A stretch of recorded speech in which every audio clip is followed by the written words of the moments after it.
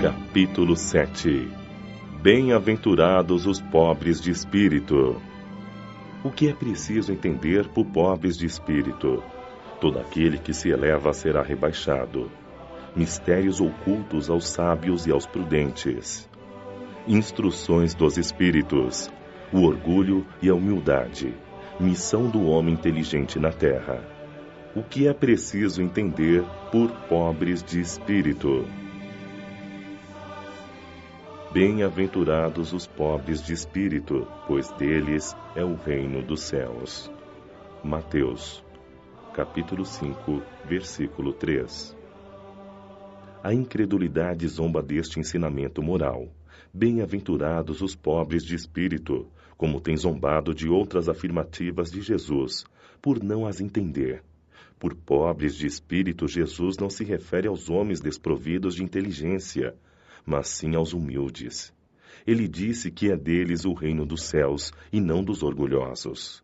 Os homens de ciência e de cultura, segundo o mundo, geralmente têm uma opinião tão elevada de si mesmos e de sua superioridade que olham as coisas divinas como desprezíveis para merecer sua atenção.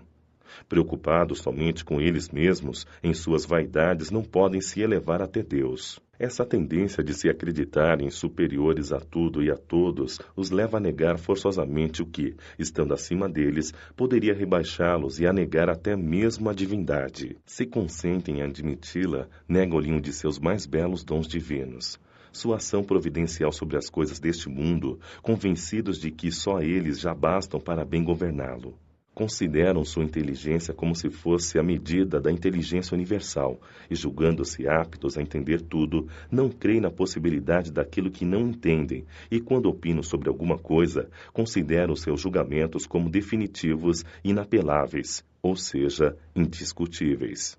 Quando se recusam a admitir um mundo invisível e um poder extra-humano, não é porque isto esteja acima de sua capacidade de entendimento, mas porque seu orgulho se revolta contra a ideia que haja alguma coisa acima do qual não se possam colocar e que os faria descer do seu pedestal. É por isso que apenas tem sorriso de desdém por tudo que não é do mundo físico e visível. Eles se atribuem grande cultura e ciência para acreditarem nessas coisas, que pensam ser boas, segundo eles, para as pessoas simples, considerando aqueles que os levam a sério como pobres de espírito. Entretanto, digam o que disserem, forçosamente entrarão, como todos os outros, no mundo invisível que ridicularizam. É aí que seus olhos serão abertos e que reconhecerão seu erro. Porém Deus, que é justo, não pode receber da mesma maneira aquele que desconheceu a sua majestade e aquele que se submeteu humildemente às suas leis, nem dar a ambos um tratamento igual.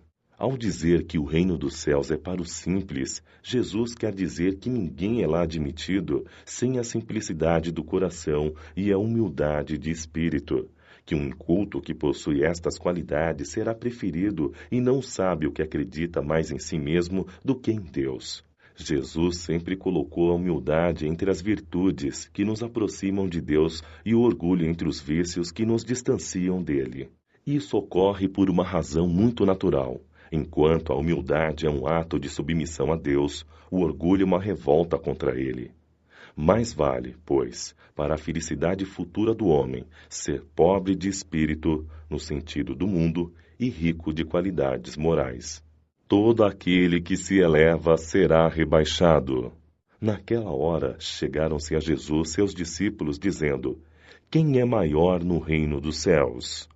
E Jesus, chamando o menino, o pôs no meio deles e disse: Na verdade vos digo que, se não vos fizerdes como meninos, não entrareis no reino dos céus. Todo aquele, pois, que se humilhar e se fizer pequeno como este menino, será o maior no reino dos céus. E o que receber em meu nome um menino como este, a mim é que recebe. Mateus, capítulo 18, versículo 1 a 5. Então se chegou a ele a mãe dos filhos de Zebedeu, com seus filhos, adorando-o e pedindo-lhe alguma coisa. Ele lhe disse: Que queres tu? Respondeu ela: Dize que estes meus 2 filhos se assentarão no teu reino, um à tua direita e o outro à tua esquerda. E respondendo, Jesus disse: Não sabeis o que pedis. Podei-vos beber o cálice que hei de beber? Disseram-lhe eles: Podemos. Jesus disse: É verdade que haveis de beber o meu cálice, mas, pelo que toca a terdes assento à minha direita ou à minha esquerda, não pertence a mim conceder-vos, mas isso é para aqueles a quem meu Pai o tem preparado. E quando os 10 ouviram isto, indignaram-se contra os 2 irmãos. Mas Jesus os chamou a si e lhes disse: Sabeis que os príncipes das nações dominam seus vassalos e que os maiores exercem sobre eles o seu poder. Não será assim entre vós. Aquele que quiser ser o maior, esse seja o vosso servidor. E o que entre vós quiser ser o primeiro, seja o vosso escravo. Assim como o Filho do Homem, que não veio para ser servido, mas para servir e para dar a sua vida em redenção de muitos. Mateus, capítulo 20, versículo 20 a 28. E aconteceu que, entrando Jesus, num sábado, em casa de um dos principais fariseus, a tomar a sua refeição, ainda eles o estavam ali observando.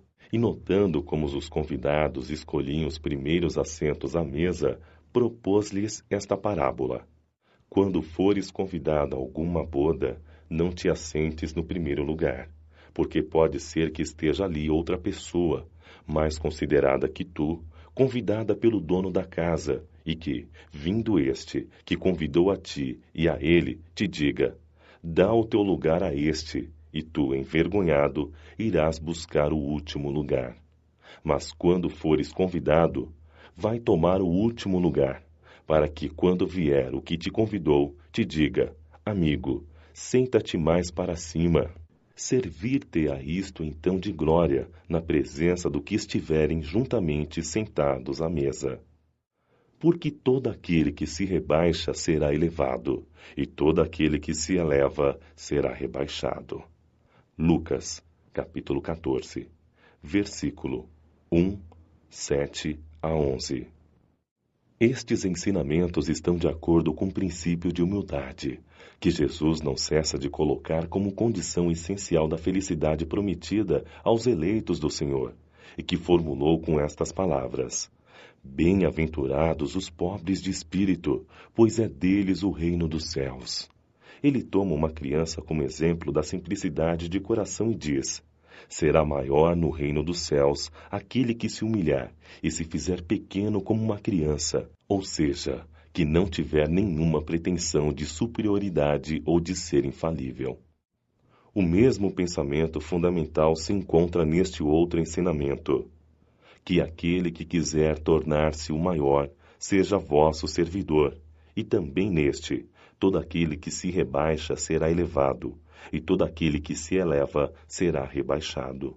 O Espiritismo vem confirmar os ensinamentos, exemplificando-os e mostrando-nos que os grandes no mundo dos espíritos são os que foram pequenos na terra, e frequentemente são bem pequenos lá aqueles que forem os maiores e os mais poderosos na terra. É que os primeiros levaram, ao morrer, aquilo que faz unicamente a verdadeira grandeza no céu e não se perde: as virtudes. Enquanto os outros tiveram que deixar o que faziam sua grandeza na terra e que não se leva: a riqueza, os títulos, a glória, a nobreza. Não tendo nenhuma outra coisa, chegam a outro mundo sem nada, como náufragos infelizes, que perderam tudo, até mesmo suas roupas. Conservaram apenas o orgulho que torna a sua nova posição ainda mais humilhante, pois veem acima deles, resplandecentes de glória, aqueles que humilharam na terra.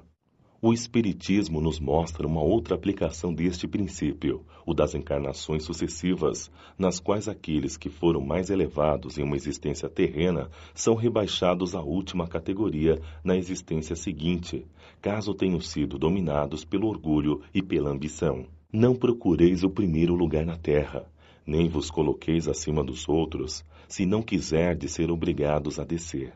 Procurai, ao contrário, o mais humilde e o mais modesto, pois Deus saberá vos dar um lugar mais elevado no céu, se o merecerdes. mistérios ocultos aos sábios e aos prudentes. Então Jesus disse estas palavras: Eu vos rendo glória, meu Pai, Senhor do céu e da terra, por haverdes ocultado essas coisas aos sábios e aos prudentes, e por as haver revelado aos simples e aos pequeninos.